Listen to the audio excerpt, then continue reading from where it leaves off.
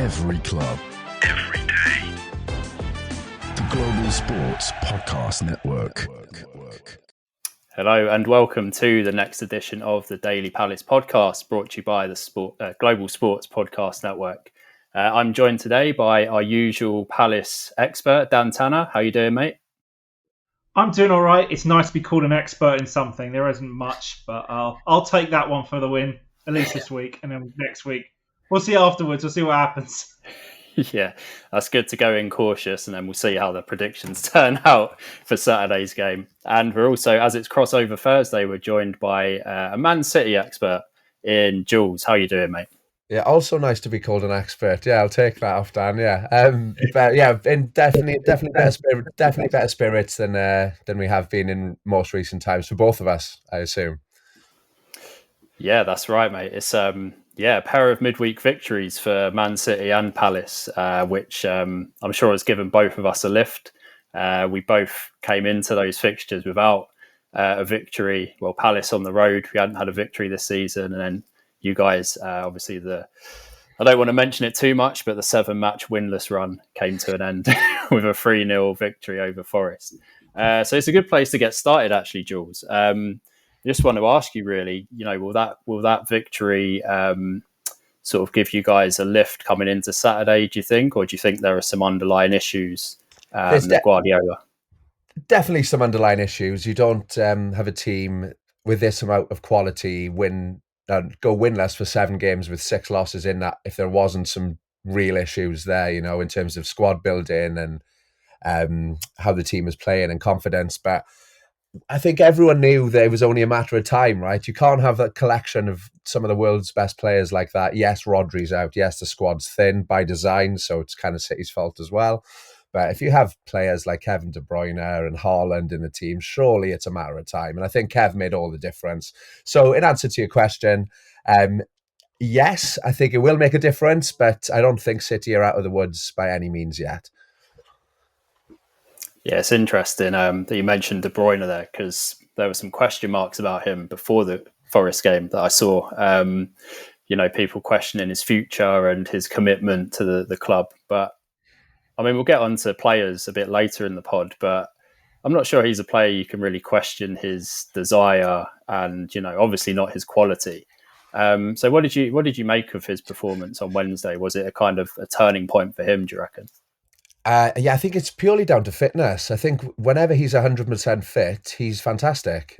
He even said in a post-match interview that he had that he wasn't fit for this game. He said he was in agony the whole game, and as he gets back to full fitness, hopefully he doesn't get another injury. He's at the age now where big injuries in the past, like ACLs, they start to creep up on you and shorten your career span, don't they? And it kind of looks like that is happening. But even a Kev at 70% is someone that's capable of dominating a football match. And I think we've seen that on Wednesday where he was the man. It all went through him. City played in such a more fluid and expansive and exciting way, simply because they could play through the lines in a way that without him hasn't happened. Foden should have been that guy, but he's been really sluggish since the Euros, not found his form in the Premier League this year. So yeah, the return of Kev couldn't come too soon.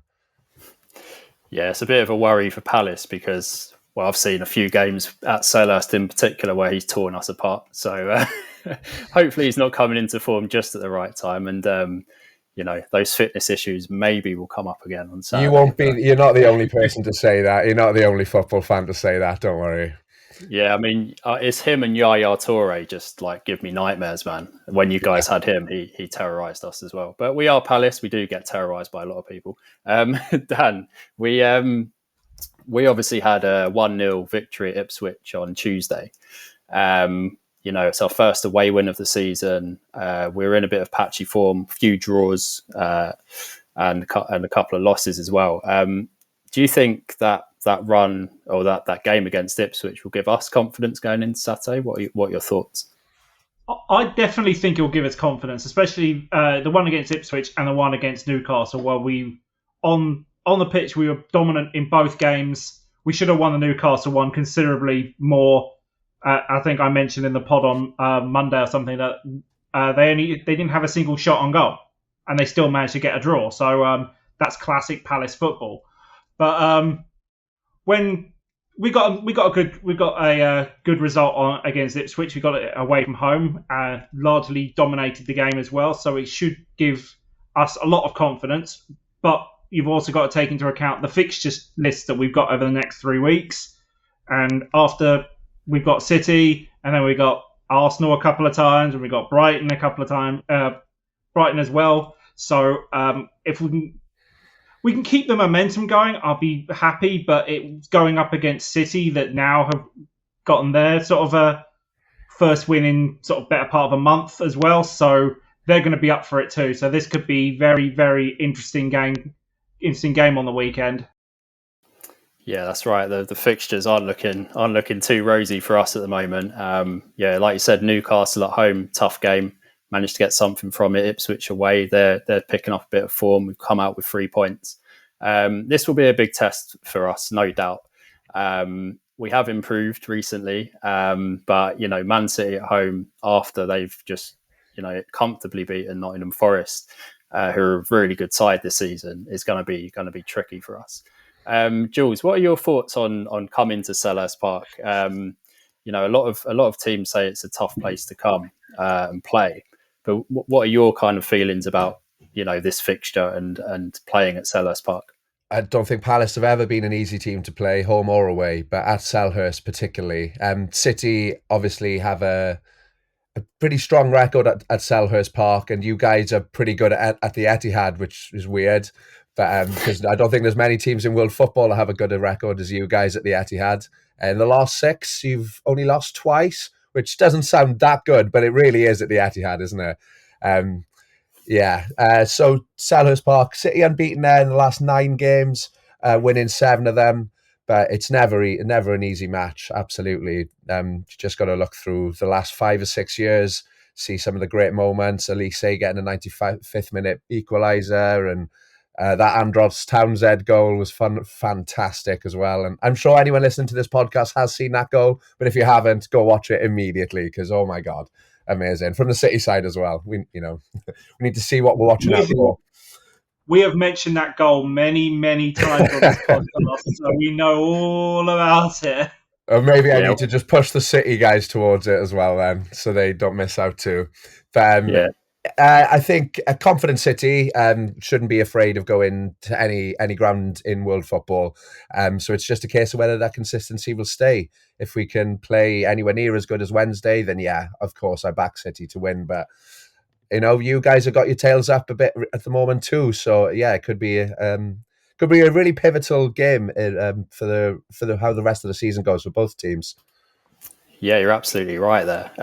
It is a big game for both teams, and it's hopefully a turning point. Well, it might be a turning point for one of us and maybe not so much for the others. But we'll find out on Saturday how it pans out.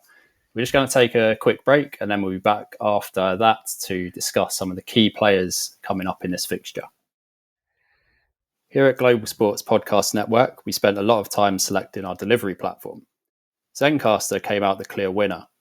With 4K video recording from your phone and AI editing that automatically removes all those ums and ahs, it's super easy to start a podcast that sounds great and is delivered efficiently. If you're ready to tell your story, check out the link in the show description to learn more about Zencastr. Hello and welcome back to the Daily Palace podcast. This is a special crossover episode, so I'm joined by Jools from the Daily Man City team and Dan Tanner, the usual Palace host and panelist for us. So we just discussed how it's looking for both teams in terms of form, but we touched on Kevin De Bruyne as well there as potentially a key player for Man City. But is there anyone else, Jools, who you want to put in a good performance, or you'd like to build on a good performance from Wednesday? Who stands out in your mind? I've got 2, if you'll indulge me. There's one. We've been dying for Jeremy Doku to play as well as he had done on Wednesday for about 12 months, to be honest, because when he's on it, oh my God, what a player. You can't stop him. He's too quick. His feet are too quick. But then he gets into the final third and he lacks that composure. But then it just all clicked. I think it felt like he had nothing to lose on Wednesday because he'd been in and out of the team, injuries. And Mateus Nunes have been starting left wing, which a lot of City fans would think is quite outrageous with the quality in the squad. So Doku's come in and taken his chance fantastically on Wednesday. Got the assist for Kev's goal and then a brilliant goal himself. So if he can maintain consistency, which he hasn't really done in the City shirt yet, then yeah, I think he'll terrorise anyone that he's up against. It would be Munoz, your right back, he'd be up against, right? Well, who I suppose is quite buoyed himself over the last week. So yeah, could have two informed players going up against each other. Yeah, I just want to say, Munoz, that was amazing that he got that goal so late. After he should have got two well before that, shouldn't he? So you could really feel the adrenaline pumping in his veins when he got that at the end. But yeah, anyway, Jack Grealish is the other one. He played centrally for the first time this season on Wednesday, and I think we all know, if you guys sound English, I'm sure you're England fans as well. He's way better. He's way better in the middle, isn't he? He can affect the game so much more. He was allowed to float all over the pitch and control the ball when he needed to, or create when he needed to. He feels quite isolated when he's out on the left, and he feels like he doesn't quite have the pace to get past some players sometimes. So yeah, if I assume Pep will pick the same team again, why would you want to risk not doing so after winning for the first time in an eternity? So yeah, if we can get Grealish back in the middle and doing really good stuff, and then Doku can play anywhere near as good as Wednesday, then yeah, they're definitely two to watch out for. Yeah, good picks. I think Doku, as a casual observer of City, just unbelievable player. Like the talent that he's got is incredible. He does remind me a bit of Elise in the way that he can ghost past people. Like they're not even there. But his end product maybe is lacking a little bit.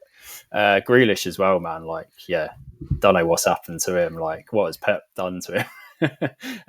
He's just, like for Villa, that's where all his success came, like you said, through the middle and just playing a bit of a free role. But he's perhaps been coached out of that a little bit. I would like to also say that it is hard to get in those positions when you got Bernardo Silva, Kev De Bruyne and Foden competing. So I think he probably is the worst of those four players, really, if you have to, which is no slight on him because we're talking about elite footballers here. But he did the same with Bernardo, shoving him out right to cut inside and kind of control the game. I think he likes having technical midfielders out wide to create a numerical advantage in the middle.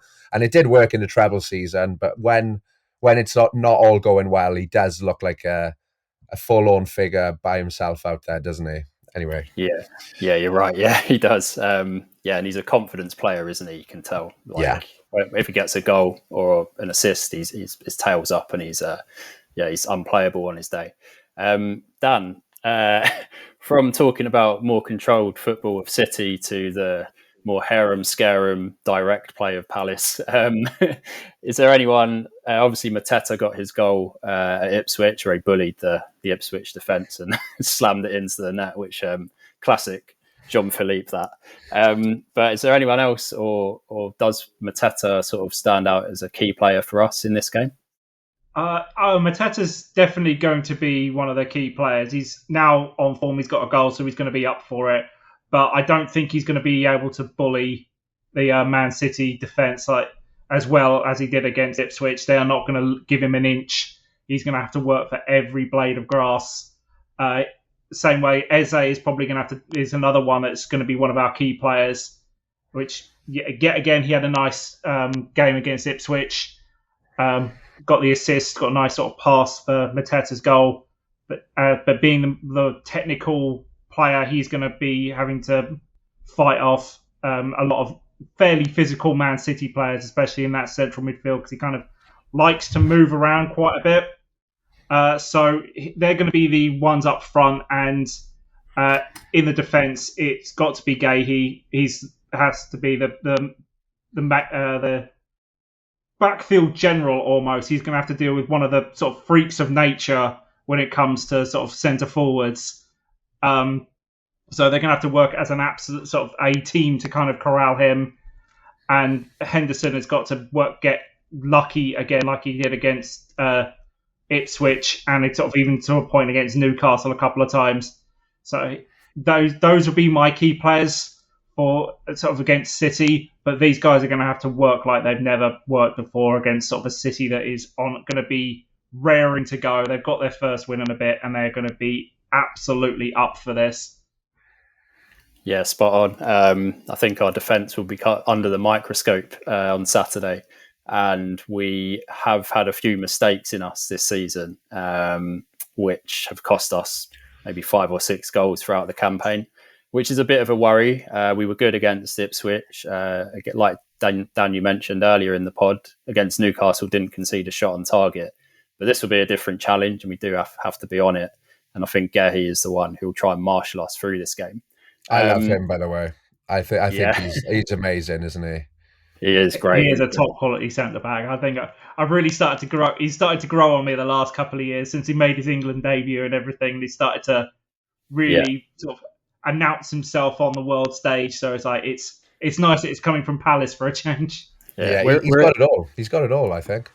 Yeah, we're enjoying him while we've got him anyway. So, Jools, I just wanted to ask you about Haaland. Dan sort of teased him there, the freak of nature. He hasn't scored in 3 of his last 4 games, but against Palace, he's scored 5 in 3 Premier League appearances, which is grim reading for us. And probably only kind of middling to what his Premier League record against teams is, right, as well. Yeah, it's not even the worst, which is a massive relief. But if he hasn't scored in those 3 games out of the last 4, just from a City perspective, like, is that an out of form Haaland, or is it he's contributing in other ways? What's going on with him at the moment? There's been moments throughout the season where he looks like he is going to contribute more, but then over this run, he has looked really isolated. But he's someone that needs service, right? Like, as all strikers do, but especially when he's playing so high up where he's pinning the other centre-backs back. Pep doesn't really want him to drop deep. I don't think he wants him to be a complete forward. He wants him to be on the last line and pin the centre-backs backs to create the space for the bunch of technical midfielders that City have. But Haaland, I think even when he plays badly, he can score 3. And I don't think his actual game has changed all that much, but he just puts the ball in the back of the net. He's so good that he can play bad and still score. But yeah, that matchup against Mark Guehi is definitely going to be the one. Other defenders have had their day with him this year, so it's definitely not impossible. But I think with the service there, it makes him a hell of a lot more dangerous. With Kev there, and if Doku's firing, then yeah, I think Henderson's going to be a busy man. Yeah, I do agree with you begrudgingly. I think we will be up against it. It'll be backs against the wall for us, I think, especially you guys coming into this game with confidence. So we're just going to take one last break and then we'll come back and do our score predictions for Saturday's game. This podcast is part of the Global Sports Podcast Network, the only network bringing you exclusive daily news and views on your Premier League team, Premier League, women's football and fantasy football. A unique listening experience that puts fans first, bringing you the very latest breaking news from your team. Subscribe wherever you get your podcasts to make us your first listen every day. Global Sports Podcast Network, every club, every day. Hey, welcome back to the Daily Palace podcast. I'm still here with Dan Tanner and Jools from the Daily Man City pod. And we're just going to close out this episode by giving our score predictions. So Dan, we'll come to you first as the home team. We'll try and get something in before Jools has his pop. But what do you reckon the score will be here? Do you reckon we'll come away with something, or will it be a tough day at the office for us?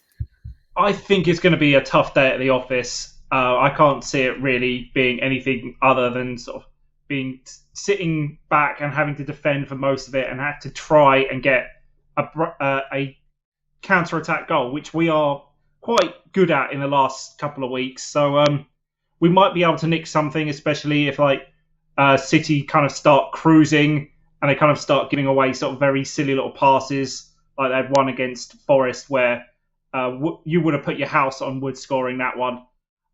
So if City start in cruise control, we might be able to nick something. But I really don't see it. I think it's probably going to be 3-1 City. I think we might be able to nick something, but it's the way that we defend in that zonal marking system and against the big teams, like earlier in the season against Liverpool, where Jota could have had 4 before half-time, and Man United tore us apart and luckily we got away with a 0-0 in that one. So with that zonal marking, I think we probably will concede at least a couple, but it's going to be a slog pretty much the entire game.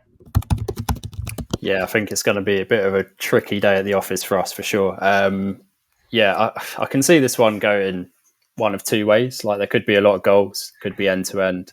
We like the high press, and that could open us up to some abuse at the back. But it's a good test to see where we are, because we have improved recently and we've cut out some of those defensive mistakes. But a team like City, if you drop for 1 second, they're going to punish us. So yeah, I'm a bit on the fence with this one, but obviously I'll take anything that we could get against City at home. Jools, we'll come to you. How do you see this one panning out on Saturday? I see it pretty much as Dan said. I think it'll be 3-1, but I don't think it'll necessarily be a blowout. City have struggled at the start of games throughout the season. Only 4 clean sheets in the Premier League this year, might even be 3. So the opportunities will be there for you guys to score.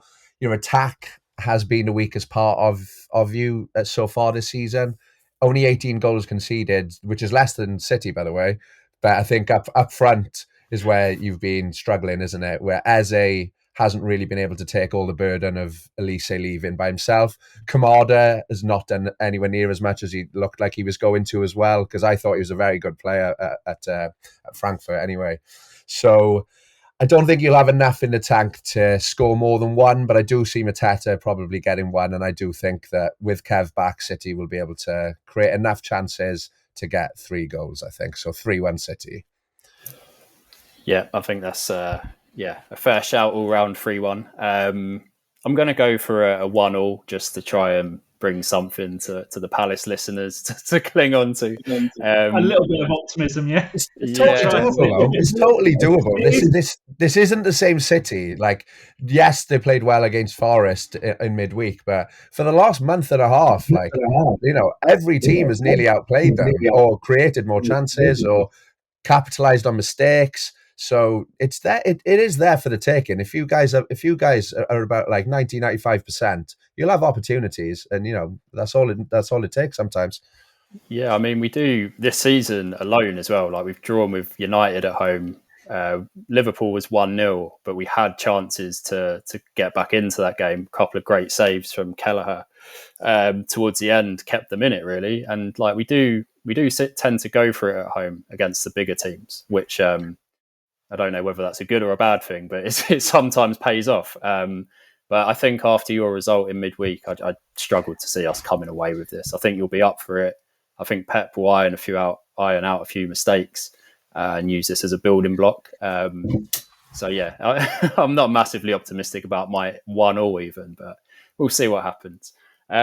Right, thanks for joining us today on the Daily Palace podcast, brought to you by the Global Sports Podcast Network. Thank you again for Jools for joining us today. Thanks, happy to be here. Cheers. Nice one. And thanks as well, Dan. As always, it's always a pleasure, mate. Cheers, mate. And we'll catch you again next time for some more Palace chat. Every club, every day. The Global Sports Podcast Network.